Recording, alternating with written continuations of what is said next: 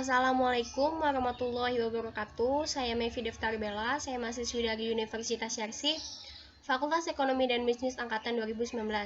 Di video kali ini, saya akan melanjutkan topik 14, yaitu penyembuhan uji asumsi klasik.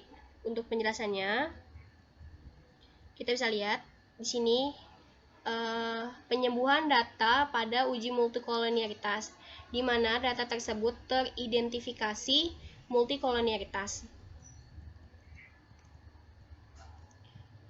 Uji multikolonialitas dilakukan dengan melihat nilai tolerance value dan variance inflation factor atau VIF pada tabel koefisien.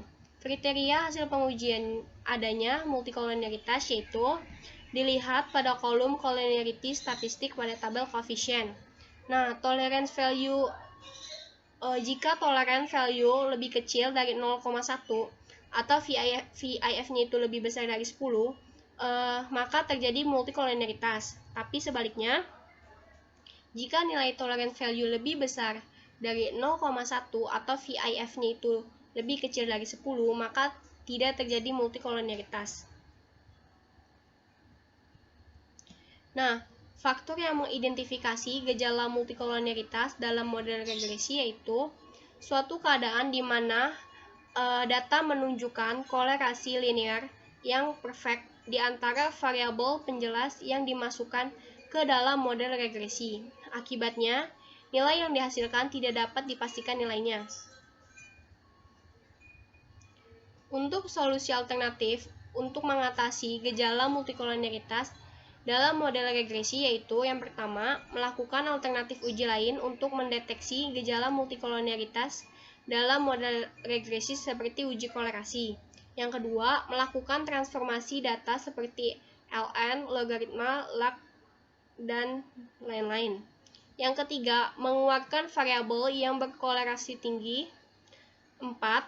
Melakukan outlier terhadap data ekstrim atau jika diperlukan, maka boleh menambah sampel baru supaya sebaran data menjadi lebih bervariasi.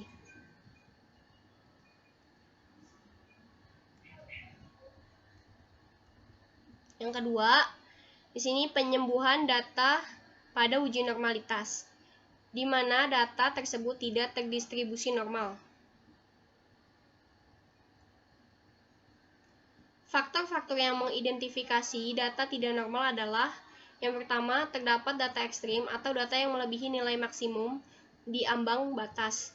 Yang kedua, terdapat data yang bertumpuk. Yang ketiga, nilai mendekati 0. Di sini ada jenis-jenis grafik histogram transformasi data tidak normal. Di sini ada moderate positive squareness, ada di sini juga substantial positive squareness, terus ada severe positive squareness, terus yang kayak begini melengkung ini dia moderate negative squareness. Lalu di sini juga ada substantial negative squareness dan yang terakhir itu ada severe negative squareness.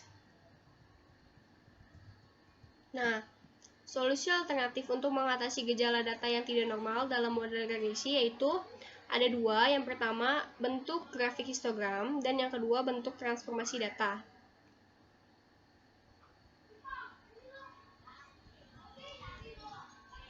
Nah, untuk pengujiannya, kita bisa langsung aja ke aplikasi SPSS-nya. Di sini udah ada datanya, kita langsung aja untuk pengujian penyembuhan uji asumsi klasik. Yang pertama, kita analyze, kemudian kita pilih yang regression, lalu kita ke linear. Pada bagian dependen kita masukin yang Y, lalu yang di independennya itu kita masukin yang X1, terus wealth X2, X3, yang terakhir itu X4. Kemudian di statistiknya itu kita bisa lihat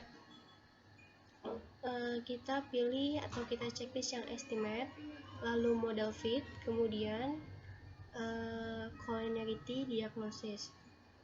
Lalu kita klik continue, kemudian kita klik OK. Untuk penjelasannya, kita bisa lihat di tabel coefficient. Nah, di sini itu kita lihat di kolom collinearity statistik.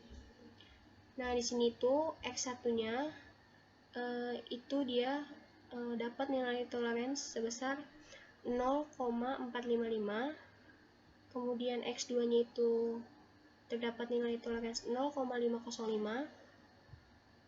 X3-nya itu terdapat nilai toleransi 0,100, dan yang terakhir itu X4-nya itu terdapat nilai toleransi 0,100. Untuk VIF-nya itu kita bisa lihat di sini. Untuk X1-nya itu terdapat nilai VIF 2,195, X2-nya itu terdapat 1,981, X3-nya itu terdapat 10,077, dan yang terakhir itu X4-nya dia dapat nilai VIF-nya itu 9,976. Untuk kesimpulannya, dari X1, X2, X3 itu dia dapat nilai toleransinya itu lebih besar dari 0,10, dan VIF-nya itu dia lebih kecil dari 0,10, maka tidak terjadi multikolonialitas. Nah, di sini kita bisa lihat kan X3-nya itu dia lebih besar, yaitu lebih besar dari 0,10. Nah, jadi karena X3-nya itu dia tidak terjadi multikolonialitas. Nah, jadi kita akan melakukan penyembuhan terhadap nilai X3 ini. Solusinya itu atau caranya kita bisa lihat di PPT. Kita bisa lihat di PPT slide 5. Itu penjelasannya yaitu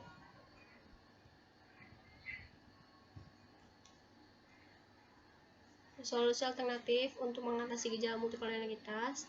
Kita bisa pilih yang ketiga, mengeluarkan variabel yang berkorelasi tinggi. Nah, langsung aja ke cara penyembuhannya. Kita ke SPSS, lalu kita klik analyze, kemudian regression, lalu kita ke linear.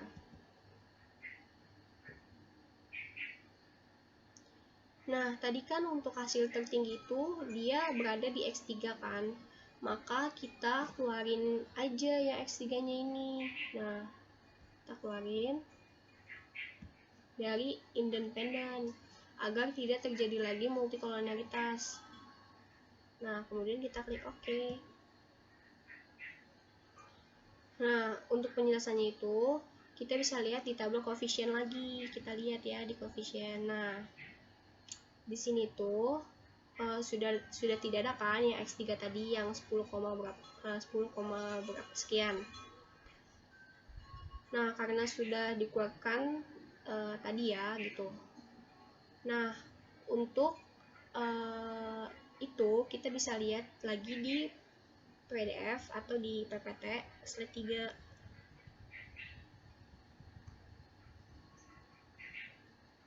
Ini kita bisa lihat.